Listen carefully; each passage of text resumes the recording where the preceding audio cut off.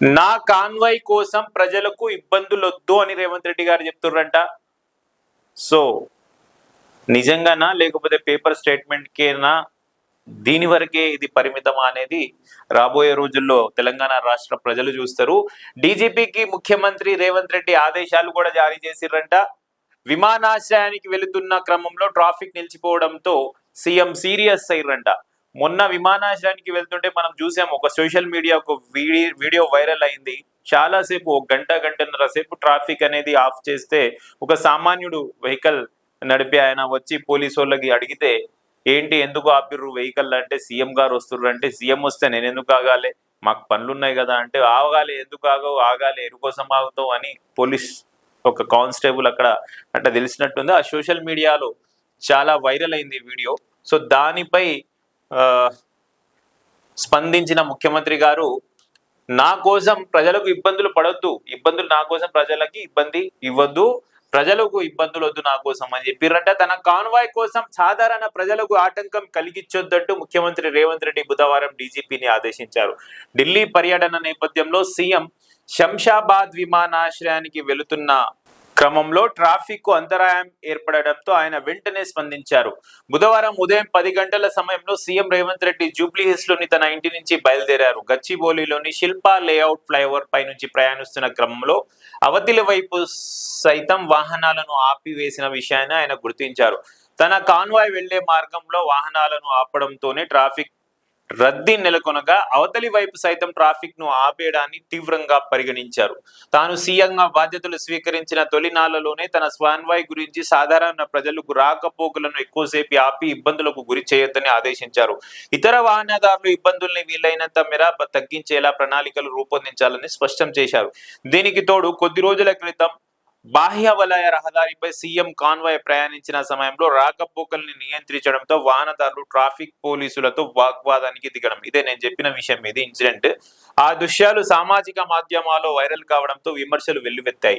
ఈ నేపథ్యంలోనే బుధవారం తన కాన్వాయ్ మార్గంలో కాకుండా అవతలి వైపు సైతం వాహనాలను నిలిపేయడంతో సీఎం అసహనానికి గురయ్యారు. వెంటనే డీజీపీ సివి ఆనంద్ కు ఫోన్ చేసి స్పష్టమైన ఆదేశాలు జారీ చేశారు. ఓకే, తన కాన్వాయ్ కోసం సాధారణ ప్రజలను గంటల తరబడి రోడ్లపై నిలపవద్దని, అలాంటి చర్యలు పునరావృతం అయితే సంబంధిత అధికారులపై కఠిన చర్యలు తీసుకోవాలని ఆదేశించారు. సో ఈయన శంషాబాద్ విమానాశ్రయానికి నిన్న వెళ్తున్నప్పుడు శిల్ప లేఅవుట్ దగ్గర ఆయన ఫ్లైఓవర్ పై ప్రయాణిస్తున్నప్పుడు పక్కన కూడా ఒక రోడ్డుపై అక్కడ కూడా ట్రాఫిక్ కి స్టాప్ చేసి వెహికల్స్ అక్కడ హోల్డ్ చేసి ఉంటే అది గమనించారంట ముఖ్యమంత్రి గారు. మళ్ళీ 2.5 సంవత్సరంలో గమనించలే. 2.5 సంవత్సరంలో దాదాపు 60 సార్లకు పైగా ముఖ్యమంత్రి రేవంత్ రెడ్డి గారు ఢిల్లీకి వెళ్ళారు. ఢిల్లీకి వెళ్ళడం రావడం జరిగాయి. చాలా ఫంక్షన్లకి వెళ్ళారు, శుభకార్యాలకు వెళ్ళడం, మళ్ళీ అన్ని ప్రతి చోట ఎక్కడ వెళ్ళినా సీఎం గారు వెళ్ళినా ప్రతి చోట ఆ ట్రాఫిక్ అనేది ఆపేస్తున్నారు. మళ్ళీ ప్రజలకు ఇబ్బందులు కలుగుతూనే ఉన్నాయి, ట్రాఫిక్ ఇబ్బంది కలుగుతూనే ఉంది. మళ్ళీ ఇన్ని సంవత్సరాలు ఇన్ని రోజులు ముఖ్యమంత్రి రేవంత్ రెడ్డి గారికి కనిపించని ట్రాఫిక్ ఇప్పుడు కనిపించిందా అనేది నాకు కూడా అర్థం కావడం లేదు. తక్షణమే స్పందించిన డీజీపీ, సీఎం ఆదేశాల నేపథ్యంలో డీజీపీ రాష్ట్ర వ్యాప్తంగా పోలీస్ కమిషనర్లతో టెలికాన్ఫరెన్స్ నిర్వహించారు.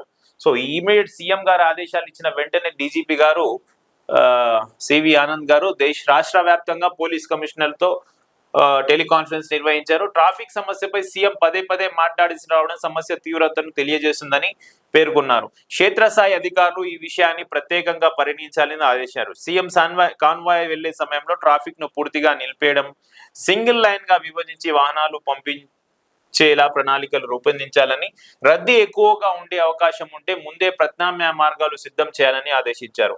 విమానాశ్రయ పరిసర ప్రాంతాల్లో అత్యంత అప్రమత్తంగా ఉండాలన్నారు. ఈ సందర్భంగా రానున్న వర్షాకాలం దృష్ట్యా నీరు నిలిచే ప్రాంతాల్లో ట్రాఫిక్ జామ్లు కాకుండా ముందస్తు చర్యలు చేపట్టాలని సూచించారు. ట్రాఫిక్ ఉన్నతాధికారులు క్షేత్రస్థాయిలో ఉండి సత్వర నిర్ణయాలు తీసుకోవడం ద్వారా సిబ్బందితో ఆత్మవిశ్వాసాన్ని నింపాలన్నారు. సో దీనికి ఆల్టర్నేట్ గా రెమెడీస్ ఏమన్నా ఉంటే ఇవ్వండి. సో సీఎం గారు వెళ్తున్నప్పుడు ప్రజలకు ఇబ్బంది పడద్దు, అదే విధంగా ముఖ్యమంత్రి గారు కూడా ఇబ్బందులు పడద్దు వెళ్ళేటప్పుడు అని ఇండైరెక్ట్ గా అయినా డైరెక్ట్ గా అయినా ఈ ప్రెస్ మనకు ఈనాడులో తెలుస్తుంది. సో ఎక్కడో లేట్ అయి ఉంటది ముఖ్యమంత్రి గారికి. మళ్ళా అలా చెప్పకుండా ఇలా చెప్పారా, ఇలా చెప్పకుండా అలా చెప్పారా అనేది అర్థం కాని విషయం. బట్ ఏదేమైనా నేను వెళ్ళినప్పుడు మాత్రం ట్రాఫిక్ కి ఇబ్బంది కలిగించొద్దు అంటారు. మళ్ళీ స్పెషల్ ఫ్లైఓవర్ ఒకటి వేస్తారా సీఎం గారి కోసం? ట్రాఫిక్ కి ఇబ్బంది కలగకుండా ఉండాలంటే ఏం మెజర్స్ తీసుకుంటారు? లేకపోతే ముఖ్యమంత్రి గారి ఇంటి నుంచి మన ఓఆర్ వరకు అన్నా, లేకపోతే ఔటర్ రింగ్ రోడ్ వరకు అన్నా, పివిఎన్ఆర్ ఎక్స్ప్రెస్ హైవే వరకు ఏమైనా స్పెషల్ గా ఒక ఫ్లైఓవర్ వేస్తారా రాబోయే రోజుల్లో అనేది చూడాలి. సో త్వరలో ట్రాఫిక్ బ్యూరో అంట తెలంగాణ పోలీస్ శాఖ ఆధ్వర్యంలో సరికొత్త బ్యూరో అందుబాటులోకి రాబోతుంది.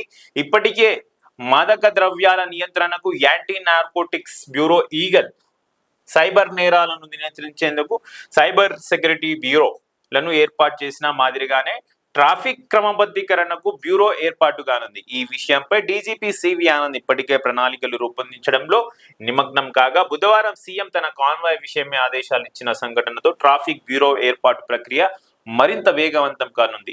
ఈ క్రమంలోనే డీజీపీ పోలీసు ఉన్నతాధికారులతో టెలికాన్ఫరెన్స్ నిర్వహించడంతో పాటు ట్రాఫిక్ సాగిపోవడం ఎలా పర్యవేక్షణకు త్వరలోనే బ్యూరోను ఏర్పాటు చేయాలనే నిర్ణయానికి వచ్చారు. అదనపు డీజీపీ హోదా అధికారి నేతృత్వంలో ఈ బ్యూరోను అందుబాటులోకి తీసుకురావాలని ఒక ట్రాఫిక్ బ్యూరో కూడా ఏర్పాటు చేస్తున్నారంట. దీనికి ముఖ్యంగా అదనపు డీజీపీ అధికారి ఒకటి ఉంటారంట.